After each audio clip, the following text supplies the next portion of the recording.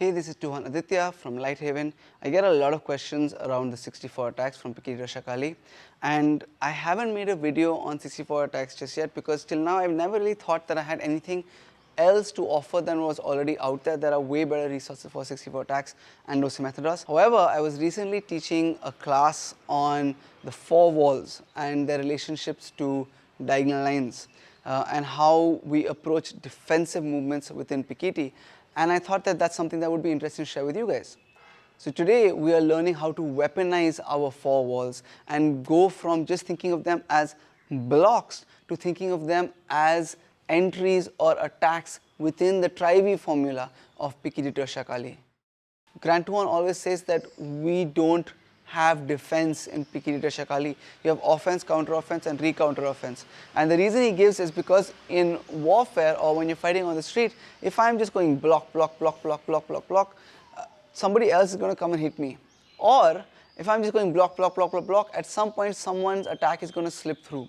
So the idea is that every single time that you are engaging with somebody, every time you are engaging and you cross weapons with them, you are looking to finish the fight as quickly as possible. So you convert what looks like a defensive movement into an entry, and we call that a bisecting line, right? So we don't use the word block, we use the word bisecting line.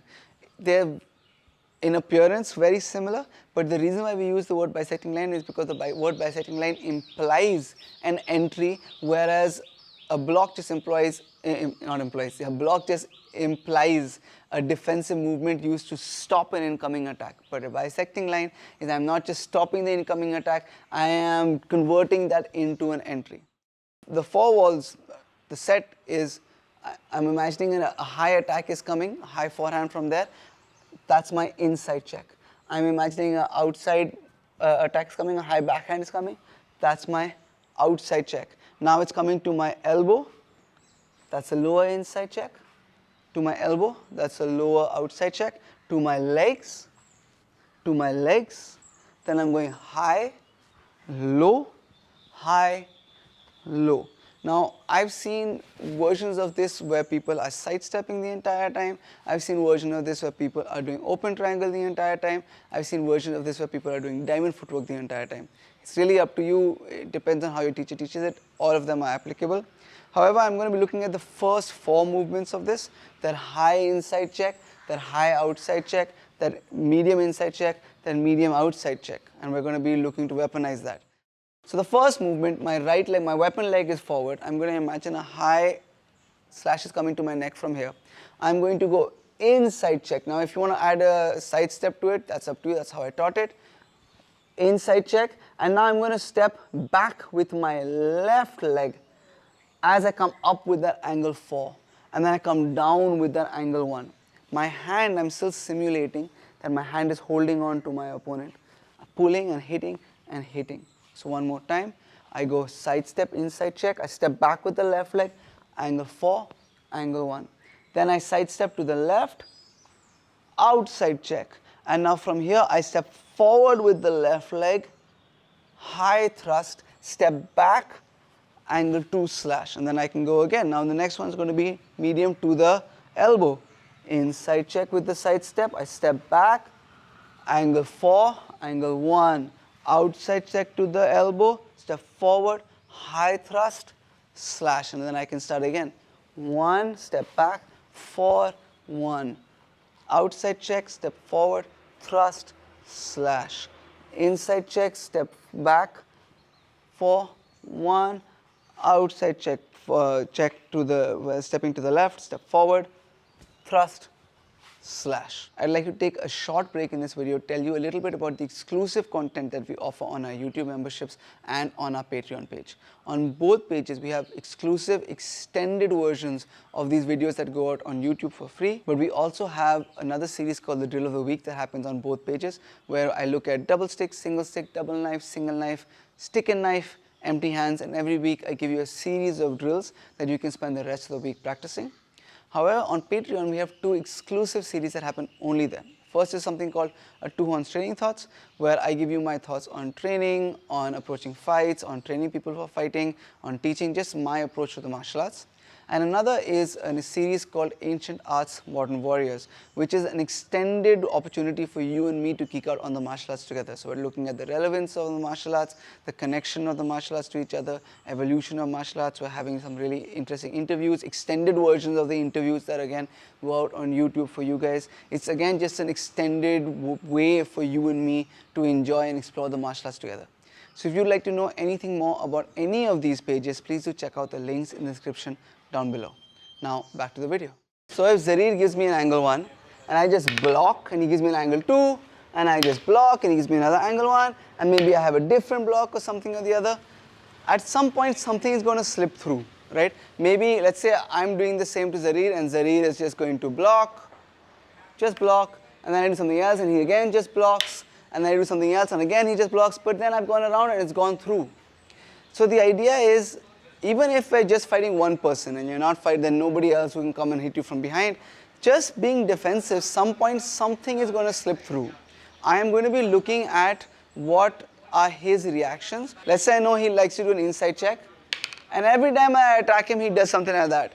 Then I just go around it because I know that that's the pattern that Zarir likes to do. So the idea of Pekiti is that we don't spend time blocking, blocking, blocking, blocking, blocking. Every movement we make is geared towards trying to finish the fight, right? And this is kind of where those principles of Tri-V formula come in, where if me and Zarir go to long range, just come there a bit.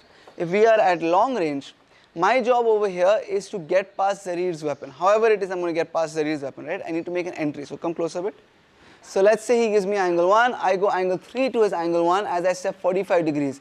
Now I have closed the distance and I've got past his weapon. I'm now towards the weapon side, so that as he gives me this angle 2, I'm going to be looking to hit the hand, to control the hand. So again, if you go angle 1 and angle 2, 1 and 2, I cut the hand, hit and control the hand, and then I can finish with that third attack, right? So that's the basic principle of Tri-V.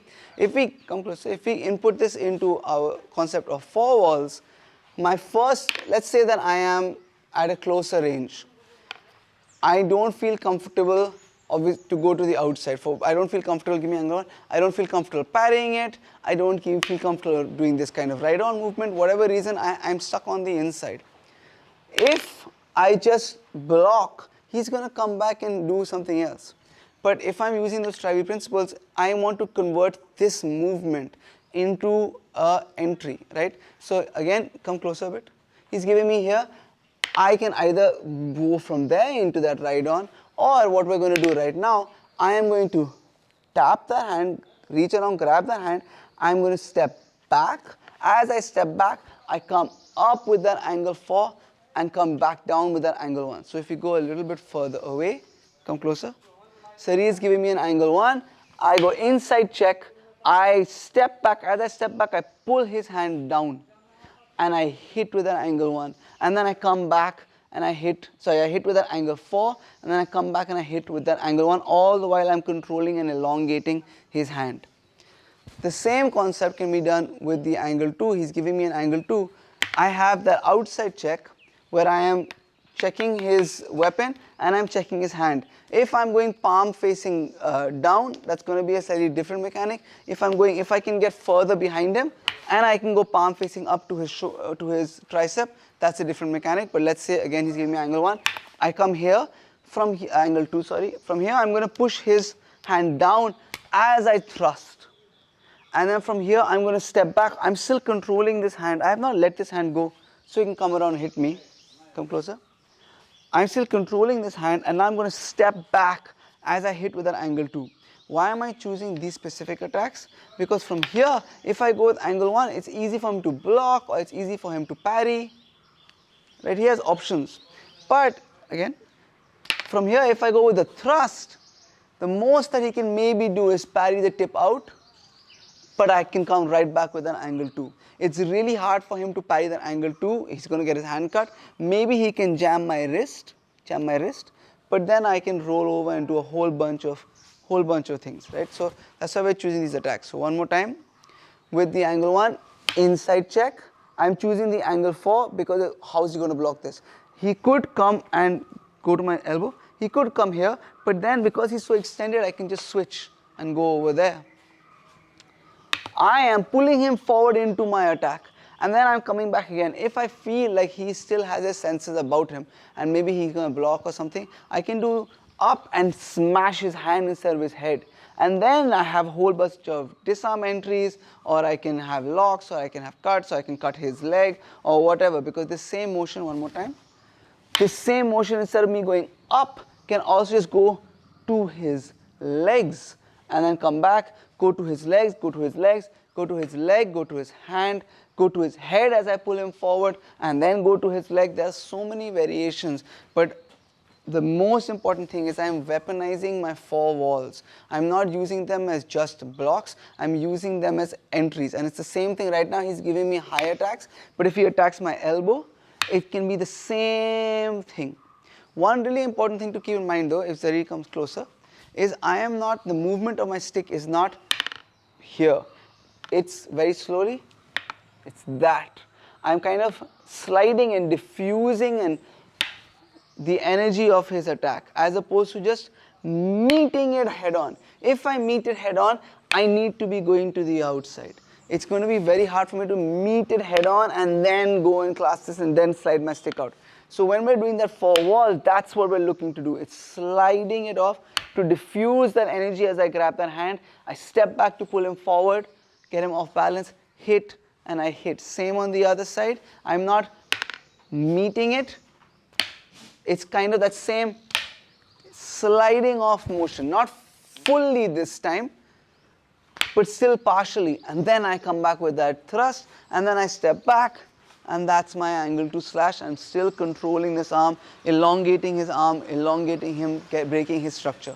Thank you guys so much for watching. If you liked what you saw, if you learned from what you saw, please do like and share this video. If you have anything to add, leave that in the comments down below. Please do subscribe to the channel. All of these things really do help out the school and the channel a lot. A huge thank you to everybody on our YouTube memberships and everybody on our Patreon page. Thank you guys so much for your support.